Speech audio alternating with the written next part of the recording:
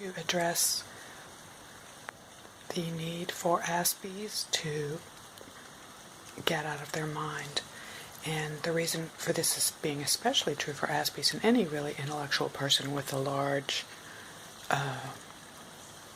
evolved brain, big forehead, and a lot of thinking ability, a lot of OCDing perhaps, a lot of trying to always solve problems, is when this happens in the Chinese theory, the qi is robbed from the body, and the qi goes up here, and it robs the body.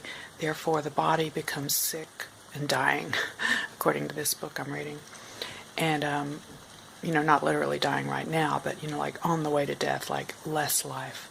So what we want to do then is assure that we don't rob our body of the qi that it needs to be fully functioning and vibrantly alive.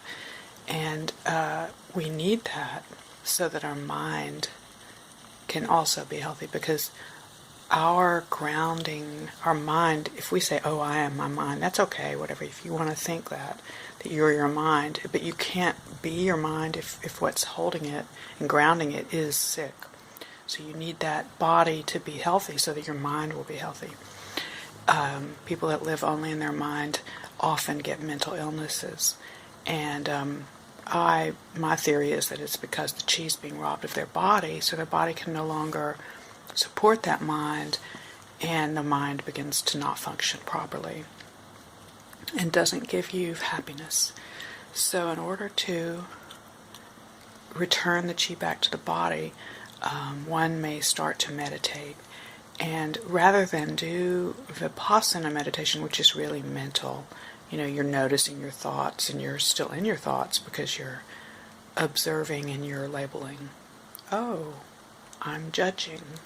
That's a good exercise to try, but as on a regular basis to get back into your body, there's several ways you can do it. And one is just to sit quietly or lay down and feel every part of your body, and just kind of like I am my hand, and put all my awareness in my hand and explore every feeling in there. Where does my skin end? Where do I begin and end? And then move that to your wrist and your elbow, shoulder, and then to the other arm, left leg, right leg, move up. And you could take a whole hour doing it. I personally, now that I think about it, I like to start with my face, because when I relax my eyes and then I relax my lips and cheeks and tongue, I tend to relax all over very quickly. So I usually do that first, and then I go to my right hand, my left hand, right leg, left leg, and then move up my torso, and then I end at my face again. So, but whatever works for you, I'm not really going to teach a specific method. Another method would be any sport of your choice, and it needs to be a sport where, and I include walking as a sport, something that moves your body. It doesn't have to be competitive, something that you love to do, and preferably get you out in nature with fresh air, and preferably get your breathing good and regular. Like for those fortunate enough to have good knees and a healthy body, you could run or even walk fast. And I like to walk fast. My favorite is biking and swimming in the ocean. And those are like heaven for me, and that's the perfect thing to do to get out of your mind. Even sitting outside is good, especially if you feel safe and no one, you feel that no one could ever hurt you or bother you or steal your purse or anything. You feel completely safe. Similarly, there's teachings that say sit with your back against a tree, and that's so that you can't be approached from behind. It also gives you a feeling of safety. And sitting out in nature and immersing your awareness into your surroundings, as long as they're good, happy, peaceful surroundings. And that gets you out of your mind. It doesn't get you in your body as much. It gets your awareness into your surroundings. But it does get your mind to calm down. And as your mind calms down, then there's naturally more chi for your body. So I hope this has helped. And just in sort of like summary, I want to point out that, as I talk about in some of my other videos and also in my book, Indigo Guide to Planet Earth, which I'll grab right now.